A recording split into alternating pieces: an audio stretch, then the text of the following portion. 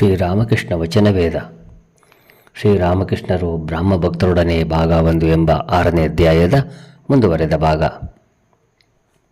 ಪರಮಹಂಸರು ಹೇಳುತ್ತಿದ್ದಾರೆ, ತಮೋ ಗುಣದ ಗತಿಯನ್ನು ಭಗವಂತನ ಕಡೆಗೆ ತಿರುಗಿಸಿಬಿಟ್ಟಿದ್ದೇ ಆದರೆ ಆತನ ಸಾಕ್ಷಾತ್ಕಾರ ದೊರೆತು ಬಿಡುತ್ತದೆ. ಆತನನ್ನು ಬಲಾತ್ಕರಿಸಿ ಕೇಳಿ, ಆತ ಅಪರಿಚಿತನೇನಲ್ಲ, ನಿಮ್ಮವನೇ. ಮತ್ತೆ ನೋಡಿ, ಇದೇ ತಮೋ ಗುಣವನ್ನು ಇತರರ ಮಂಗಳಕ್ಕಾಗಿ ಉಪಯೋಗಿಸಬಹುದು. ಡಾಕ್ಟರುಗಳಲ್ಲಿ 3 ವಿಧ: ಉತ್ತಮ, ಮಧ್ಯಮ, ಅಧಮ. ಯಾವ ಡಾಕ್ಟರ್ ರೋಗಿಯ ನಾಡಿ ಹಿಡಿದು ನೋಡಿ ಔಷಧ ಕುಡಿಯಪ್ಪ ಅಂತ ಹೇಳಿ ಹೊರಟು ಹೋಗುತ್ತಾನೋ ಆತ ಅಧಮ ಡಾಕ್ಟರ್. ರೋಗಿ ಔಷಧ ಕುಡಿದನೋ ಇಲ್ಲವೋ ಎಂಬುದನ್ನು ಆತ ಬಂದು ವಿಚಾರ ಮಾಡುವುದೇ ಇಲ್ಲ.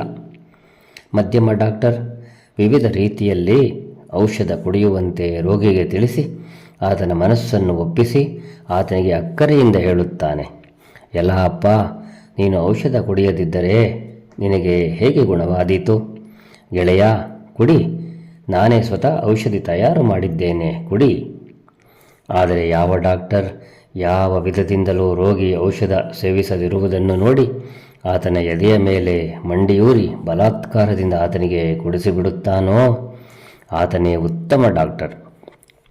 ಈತನಲ್ಲಿ ತಾಮಸಿಕ ಗುಣ ವ್ಯಕ್ತವಾಗಿದೆ. ಈ ಗುಣದಿಂದ ರೋಗಿಗೆ ಒಳ್ಳೆಯದಾಗುತ್ತದೆಯೇ ವಿನಾ ಅಪಕಾರವೇನೂ ಆಗುವುದಿಲ್ಲ.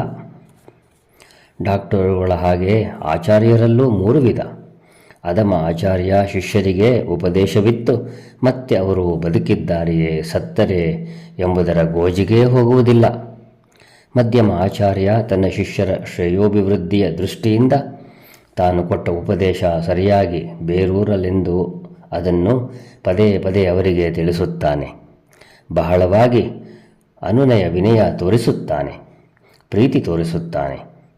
ಆದರೆ ಯಾರು ತನ್ನ ಶಿಷ್ಯರು ಯಾವ ವಿಧದಿಂದಲೂ ದಾರಿಗೆ ಬಾರದೇ ಇರುವುದನ್ನು ನೋಡಿ ಕೊನೆಗೆ ಬಲಪ್ರಯೋಗವನ್ನು ಮಾಡಿಯೇ ಬಿಡುತ್ತಾನೋ ಆತ ಉತ್ತಮ ಆಚಾರ್ಯ.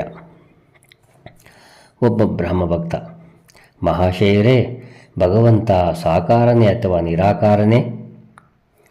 ಶ್ರೀರಾಮಕೃಷ್ಣರು, ಆತನ ಸಂಬಂಧವಾಗಿ ಆತ ಕೇವಲ ಇದು ಮಾತ್ರವೇ ಎಂದು ಎಂದಿಗೂ ಹೇಳಲಾಗುವುದಿಲ್ಲ.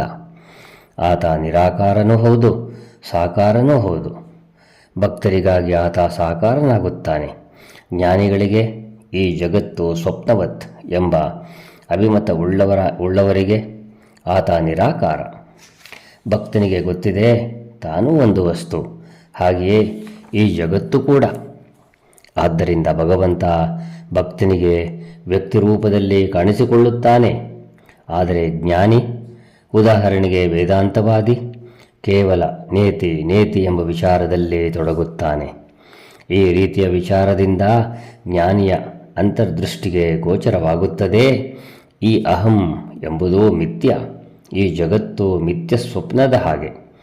ಬಳಿಕ ಜ್ಞಾನಿ ತನ್ನ ಆಂತರಿಕ ಪ್ರಜ್ಞೆಯಲ್ಲಿ ಬ್ರಹ್ಮನನ್ನು ಸಾಕ್ಷಾತ್ಕಾರ ಮಾಡಿಕೊಳ್ಳುತ್ತಾನೆ. ಬ್ರಹ್ಮ ಏನು ಎಂಬುದನ್ನು ಆತ ಬಾಯಿಂದ ಹೇಳಲಾರ. ಜೈ ರಾಮಕೃಷ್ಣ.